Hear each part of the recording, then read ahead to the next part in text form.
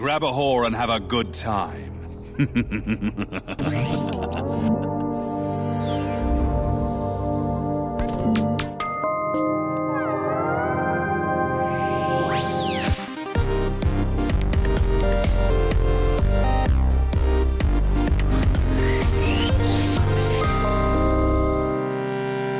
Welcome to the second part of our mini-series examining the women as background decoration trope in video games.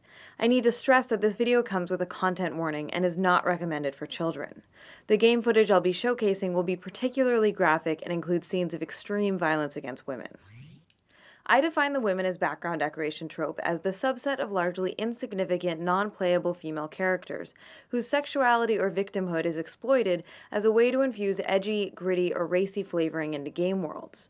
These sexually objectified female bodies are designed to function as environmental texture, while titillating presumed straight male players. In our last video, we discussed the concept of sexual objectification and looked at a specific subset of non-essential female characters which I classify as non-playable sex objects. In this episode, we will expand our discussion of the women as background decoration trope to examine how sexualized female bodies often occupy a dual role as both sexual playthings and the perpetual victims of male violence.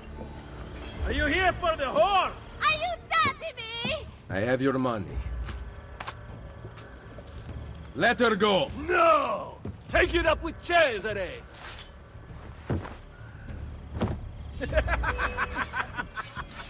The use of sexual or domestic violence as a form of scaffolding to prop up dark and edgy environments has become a pervasive pattern in modern gaming. Well, if it isn't the long-lost Andrew Ryan. Come here, Tiger. I thought you had forgotten about poor Jasmine, but I am so glad you did. I'm sorry, Mr. Ryan. I didn't know. I didn't know Fontaine had something to do with it. What are you doing? No, don't, please. I loved you, don't, please, no! And so I rack my brain hoping to explain all the things that you do to me. Please let me explain. Love me. The marketing blitz surrounding the release of the 2006 game Hitman Blood Money featured several advertisements depicting the murdered bodies of sexualized women with captions like, "beautifully executed." Even in death, these lingerie-clad women are posed provocatively in a way designed to sexually arouse straight male viewers. If we compare the Hitman ads featuring female victims to those featuring assassinated men, we immediately notice that male characters are not displayed in sexualized clothing or positions. Maimed female bodies, on the other hand, are often fetishized and sexually objectified. The 1940s pulp novel-inspired LA Noire used similar images in some promotional materials displaying the sexualized dead bodies of murdered women as a selling point for the game. This drop-dead gorgeous trope, as it's called, is commonly used in other forms of mass media, especially in fashion advertising. It is the collusion of violence done to women's bodies and the fact that it is often sexualized. The idea being that a dead woman is still inherently beautiful, even if her body has been maimed, her life stolen from her. Something arousing still remains available for male consumption. Well, that's one less elf breeder in the world. A shame, though. Nice body on that one. She's still warm. How picky are you, anyway? Developers regularly utilize the brutalization of women's bodies, and especially the bodies of female prostitutes, as an indicator of just how harsh, cruel, and unforgiving their game worlds are. In some of the most pernicious examples, dead or mutilated female bodies are used to decorate virtual game environments as a way to invoke a sexually charged, creepy mood or edgy atmosphere. Mafia 2: Joe's Adventure includes a gun battle which takes place over the dead body of an exotic dancer, who moments earlier was performing a routine for the player. A grisly example can be found in BioShock 2, where mutilated, eroticized female bodies are seen scattered throughout the Pink Pearl Bordello area in Siren Alley.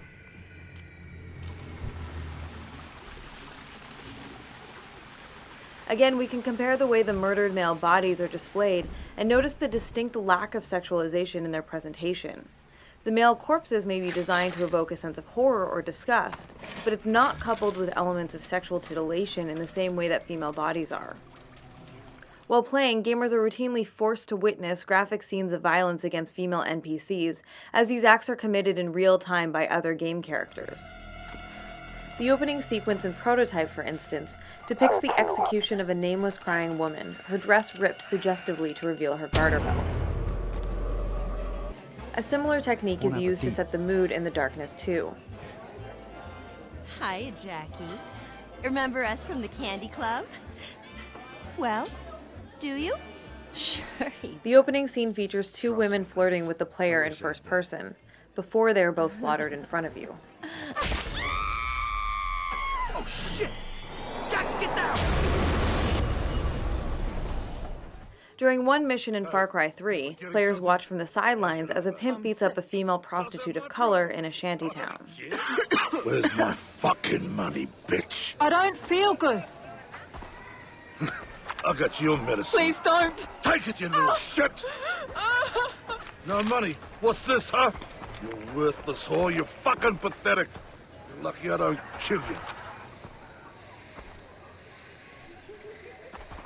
The women who fulfill this trope in gaming universes are sometimes designed to occupy minor narrative roles, but more often than not, they're just hollow shells, empty representations with little to no personality or individuality to speak of.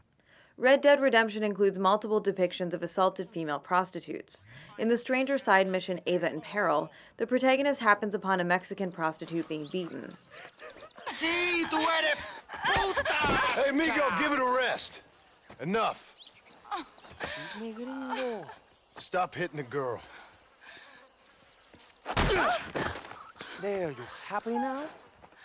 The player can choose to buy her from her abuser for $200 to stop the attack, though she is later murdered by her assailant anyway. You like her? You can have her. Yeah, she's pretty clean and pretty dirty also, huh? She's yours for 200 American dollars. Mario, you are evil. No, Eva, I'm just a cowherd who can no longer afford the cattle. Rape and sexual assault are also frequently used as a sort of narrative currency to try and raise the emotional stakes and heighten the dramatic tension for gamers. Давай, mama. Come on. Spread them legs. Oh, please, don't. No! Корова! What? You think you're too good for us? No! Please! Please help! Ah! Quiet, you sucking a bitch! Shut the fuck up! These brutal scenes often occur as scripted events, triggered when the player enters particular areas. I got plans for you. Can't do this! Gonna be fun. Can't do this! Help! Scripted events are typically not part of the game's main storyline, but are instead designed to seem like random chance encounters. They're meant to make the game world appear more alive or unpredictable and therefore more believable. In Grand Theft Auto V, one such chance encounter features a scene evocative of sexual assault, in which a young woman is being attacked and held down by two men on the side of the road. Get off of me, you old pervert! Walk away! Don't make this your problem! The player can rescue her by killing her assailants, or simply watch the scene play out in front of them. These vignettes are not major plot points. Instead, violence against women is essentially used as a set piece to establish or punctuate the seedy atmosphere of crime and chaos-ridden fictional universes. You like that? That feel good? Fuck. It's meant to paint the gaming environment with a harsh brush, but it ends up doing so on the backs of women's bodies, casually sacrificing female characters in the name of setting a ruthless narrative tone. It's worth noting that there are striking tonal and thematic similarities between female victims used as background decoration and other tropes we've discussed in previous episodes. The second installment in the Assassin's Creed series, for instance, features a sequence called Damsels in Distress, in which the player must hunt down a man who has murdered a female prostitute. Come, join us, Ezio. Have a drink. Meet the ladies. Murderer! Butcher! He sliced Lucia and stole her money! So, Messer Ezio, let's see just how talented you are. After him! During the sequence, the killer will run and take a courtesan hostage. Don't come any closer, or I will carve up another one. If the player gets too close, the assailant will slit her throat Kill again. and run to the next nameless courtesan, take her hostage, murder her, It wasn't my fault. She laughed at me. She made me do it. Another one. then grab another, On your hands. murder her, grab another, and another until the player manages to shoot and kill the perpetrator from a sufficient distance. Leave me alone. The Witcher games include a variety of side missions involving the player character attempting to rescue or protect non-playable sex objects from assault or rape by thugs. Will you help me? I fear the dogs and thugs, but I need to get home. Some men are troubling my girls. Take care of it and we'll compensate you. Generously. In our first episode, I described the damsel in distress trope as playing into a form of objectification, because traditionally damsel characters become the central object or goal in a competition between men. I explained that in the game of patriarchy, women are not the opposing team, they are actually the ball. Female characters that fall under the background decoration trope, however, don't even rise to the level of importance necessary to be pawns in someone else's game. Instead, these women are brought on stage for the express purpose of being victimized in front of the player, after which their battered bodies are whisked away, swept back behind the curtain, never to be heard from again. Returning to Rockstar's Red Dead Redemption. In most settlement areas, players are treated to randomly triggered events in which female prostitutes are assaulted and murdered by Johns amid a torrent of misogynistic slurs. Players are presented with the choice to either intervene and save the woman for a small cash reward, or simply watch the attack play out in front of them as part of the entertainment. Help! Someone! Stinking whore! I'm gonna cut you a new hole. You think I'm a joke? Go on then! Laugh, bitch, laugh! If the player sticks around long enough, or leaves and then re-enters the same location, the scene will eventually repeat itself again and again, very much like the animatronic vignettes in the Pirates of the Caribbean ride at Disneyland. Stinking whore! I'm gonna cut you a new hole. You think I'm a joke? Go on then! Laugh, bitch, laugh! The audience is meant to briefly gasp at these acts of brutality, before their attention is directed elsewhere, towards the next event or set of enemies to be dispatched. Regardless of the player's actions in these types of situations, the result always paints women in a regressive light, as they will end up as either helpless damsels or dead victims. On a shallow surface level, these vignettes seem to contextualize violence against women in a negative light. However, these narratives are never really about the abused women in question. Instead, depictions of female pain and victimhood are flippantly summoned to serve as sideshow attractions and storylines about other things altogether. In Ubisoft's Watch Dogs, scripted crime events randomly generate throughout the game's open-world environment, some of which graphically depict incidents of domestic violence. So you think you can just leave me? Jesus, you need to stop following me! Come on, babe, don't be like that. I've had it with you. You're nuts. That's it! I've had it with your lip! Don't! I'll teach you! These scenes are programmed to repeat themselves randomly dozens of times during gameplay. You think you're leaving me? Huh? Jesus, you need to stop following me! I'm not done with you, not yet! You need to get out of here right now! I'll fucking kill you, goddammit! No, don't! If the player reaches the victim within the 10-second intervention window, the woman can be rescued by killing her abuser. However, if the player doesn't reach her in time, she is murdered and the perpetrator will flee, providing gamers the opportunity to hunt you down.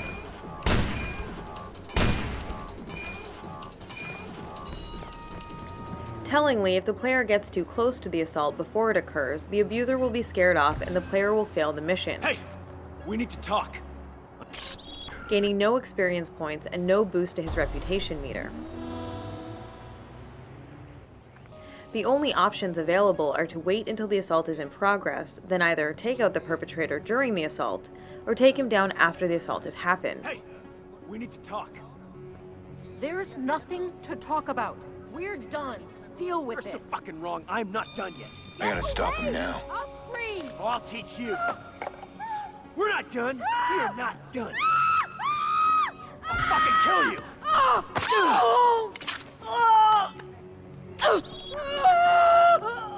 No game mechanics are provided to call an EMT, administer first aid, or check in on the victim. meaning that these female characters exist to be assaulted in order to give the player something to do, a reason to chase down the bad guy, exact vigilante justice on him, and gain the allotted experience points. After which the women are casually discarded, forgotten by the game and its characters. Of course, there also exist scripted events involving male NPCs, but those encounters are framed in distinctly different ways. This is the place. This guy is going to You act. got some serious shit to sort out with the boys. Oh, man, someone's playing you, man. Ah! You never fucking learn. When the victims are men, sexual objectification and sexual or domestic violence are almost never ingredients in the scenario. Even the countless male thugs and henchmen the player mows down in these games are depicted as active aggressors, not characterized as passive victims. Plot devices that capitalize on female trauma for shock value function in much the same way as the hitting a child or kicking the dog tropes do.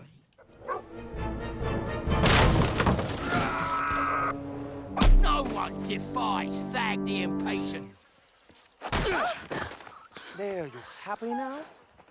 It's casual cruelty, implemented as an easy way to deliver a quick emotional punch to the player, by presenting attacks on characters specifically designed to appear pitifully vulnerable. These scenes serve no real purpose in the plot other than to let the audience know that the perpetrators are truly deplorable monsters. Never speak of my mother like that again, you little whore! Ow! Think yourself a hero, do you? Sail away, and I'll burn these sluts alive! You wanna check out the dental plan, bitch? Oh. Oh, the besito! Besita! Don't be so conventional! Look at that ass, huh? Magnificent. I'll save her for later. Or I'll kill her and all her family. They're probably rebels anyway, huh? So, in addition to helping paint a gritty picture for the rest of the game experience, this kind of sexualized violence against inessential female characters is exploited by developers as a sort of cheap, one-note character development for the bad guys. Let go of me! Stop, please! It's a party, isn't it? Grab a whore and have a good time. Savor the hunt, boys. It's just a goddamn whore, man. A goddamn filthy whore. It's a lazy shorthand for evil, meant to further motivate the protagonist to take the villain down and help justify the excessive violence committed by the player in these games.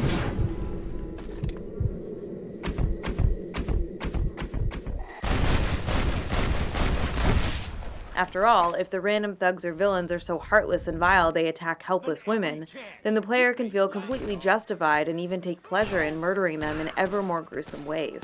Where's your respect? Thank God. That was so awful. Did you hear what they were saying to me? These women and their bodies are sacrificed in the name of infusing mature themes into gaming stories. But there's nothing mature about flippantly evoking shades of female trauma. It ends up sensationalizing an issue which is painfully familiar to a large percentage of women on this planet, while also normalizing and trivializing their experiences. Sexual and domestic violence is at epidemic levels in the real world. 1 out of every 5 women in the United States will be raped in their lifetimes. 1 in 4 will be sexually assaulted. And women involved in prostitution are at a much higher risk of violence because they're seen as vessels to be used by others, rather than as fully human. So when games casually use sexualized violence as a ham-fisted form of character development for the bad guys, it reinforces a popular misconception about gendered violence by framing it as something abnormal, as a cruelty only committed by the most transparently evil strangers. In reality, however, violence against women, and sexual violence in particular, is a common everyday occurrence, often perpetrated by normal men, known and trusted by those targeted. The truth is, the vast majority of cases are committed by friends, colleagues, relatives, and intimate partners. The gendered violence epidemic is a deep-seated cultural problem present in the homes, communities, and workplaces of many millions of women all over the world. It is not something that mostly happens in dark alleys at the hands of cartoon villains twisting nefarious-looking mustaches. Who did this? That monster, Malfatto! Did you see him? That way! I should also note that the problem cannot be solved by simply finding the bad, evil men and killing them all. as these game narratives invariably imply again and again. This must be karma. Travis touchdown. Spare me the mystic crap. I came here to fight. Ah! Ah!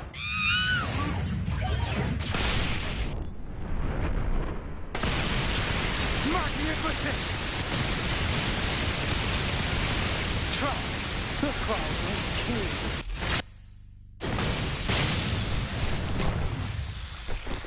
I see the rumors were true. Over the past decade or so, we have seen a dramatic rise in angry male anti-hero narratives, in which the player character is ostensibly a bad guy. In some of these games, violence against women is then used as character development for the protagonist. You wouldn't. That's enough. Whoa, she's all limp. I didn't even hit her that hard. It just makes our job easier. Grand Theft Auto 4 requires the player to kidnap a woman. Stop this thing, you slime bag! Stop being such a fucking bitch! Calm the fuck down, or little birdies will be eating your brains off the dashboard tomorrow morning. During this mission, the protagonist character insults her and beats her unconscious. You're fucking with the wrong girl, asshole. I am Gracie Ancelotti, and I... Shut up! Peace at last. Later, the game instructs players to smack her in the face before taking a ransom photo. Come on, Gracie. I want you looking pretty for the photo. Lord Kratos, no! Please! Please, leave me be. I beg of you. Show mercy. Hold your tongue. God of War 3 includes a segment where Kratos pushes a half-naked princess through a level. Move! Please don't kill me. The protagonist then uses her body to jam open a gate to the next area as she whimpers in protest. Lord Kratos, do not leave me.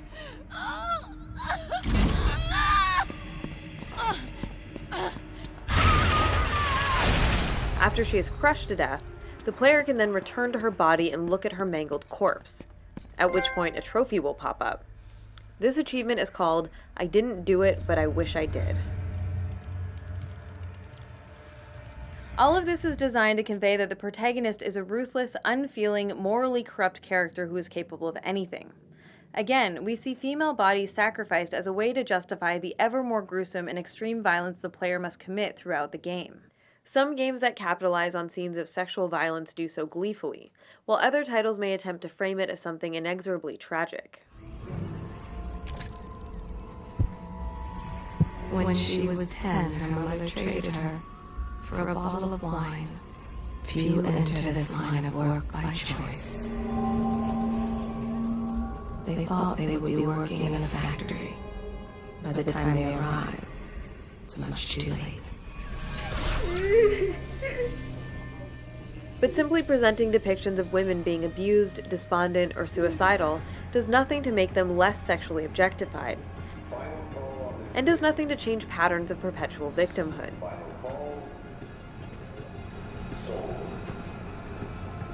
There's a clear difference between replicating something and critiquing it.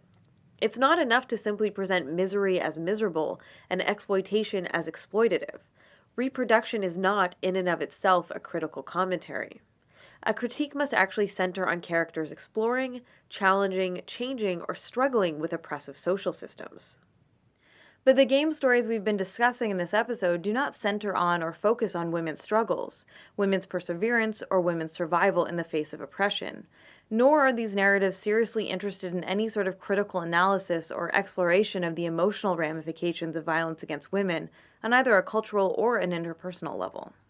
The truth is that these games do not expose some kind of gritty reality of women's lives or sexual trauma, but instead sanitize violence against women and make it comfortably consumable.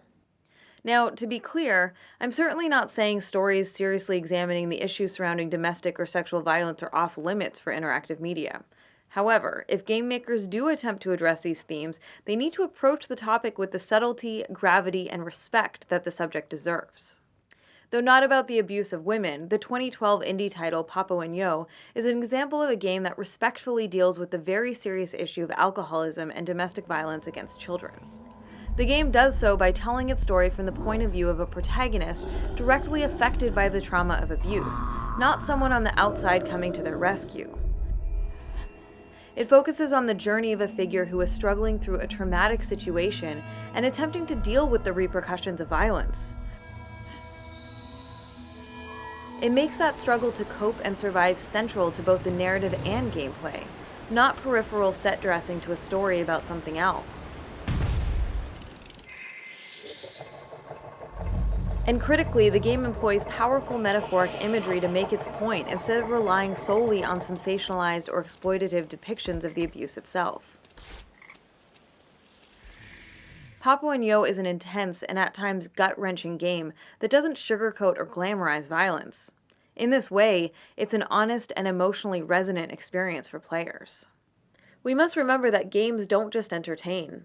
Intentional or not, they always express a set of values and present us with concepts of normalcy. So what do games that casually rely on depictions of female victimhood tell us about women vis-a-vis their place in society? Well, the pattern of utilizing women as background decoration works to reinforce the myth that women are naturally fated to be objectified, vulnerable, and perpetually victimized by male violence. These games also tend to frame misogyny and sexual exploitation as an everlasting fact of life, as something inescapable and unchangeable. This dominant narrative surrounding the inevitability of female objectification and victimhood is so powerful that it not only defines our concepts of reality, but it even sets the parameters for how we think about entirely fictional worlds, even those taking place in the realms of fantasy and science fiction. It's so normalized that when these elements are critiqued, the knee-jerk response I hear most often is that if these stories did not include the exploitation of women, then the game world would feel too unrealistic or not historically accurate. What does it say about our culture when games routinely bend or break the laws of physics and no one bats an eye? When dragons, ogres, and magic are inserted into historically influenced settings without objection? We're perfectly willing to suspend our disbelief when it comes to multiple lives, superpowers, health regeneration, and the ability to carry dozens of weapons in a massive invisible backpack. But somehow, the idea of a world without sexual violence and exploitation is deemed too strange and too bizarre to be believable. The truth is that objectification and sexual violence are neither normal nor inevitable. We do not have to accept them as some kind of necessary cultural backdrop in our media stories. Contrary to popular belief, the system of patriarchy has not existed for all of history across all time and all cultures, and as such, it can be changed. It is possible to imagine fictional worlds, even of the dark, twisted dystopian variety, where the oppression and exploitation of women is not framed as something expected and inevitable. When we see fictional universes challenging or even transcending systemic gender oppression, it subverts the dominant paradigm within our collective consciousness and helps make a more just society feel possible, tangible, and within reach.